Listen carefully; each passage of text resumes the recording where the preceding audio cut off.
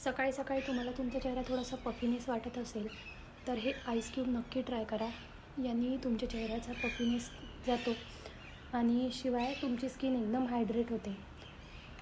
बघू शकता तुम्ही, एकदम इझी आहे. उठल्या उठल्या तुम्ही फेसवॉश जर करत नसाल तर हा आईस क्यूब लावा आणि थोड्या वेळ आपल्या चेहऱ्यानंतर राहू द्या.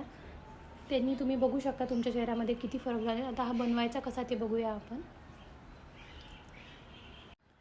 हे तुमच्या चेहऱ्याला एकदम हायड्रेट ठेवते आणि दुसरी गोष्ट म्हणजे याच्यामध्ये आपण कॉफी टाकलेली आहे तर ती थोडंसं टॅन रिमूव्हल करायला पण मदत करते. आणि शक्यतो तुमचे जर पफी आईज होत असतील झोपेतून उठल्यानंतर तर तुम्ही जेवढं होत असेल तेवढं तुमच्या डोळ्याच्या आजूबाजूला लावा. म्हणजे तुमचे जे पफीनेस आहे तो भरपूर प्रमाणात कमी होईल. तुम्ही बघू शकता एकदम गार वाटेल तुम्हाला आणि सकाळी एकदम रिफ्रेश होईल. बरेचदा आपण सकाळी उठल्यानंतर फेस वॉश करत नाही तर हा आईस क्यूब नक्की लावा. तुम्हाला काही दिवसातच फरक जाणवेल.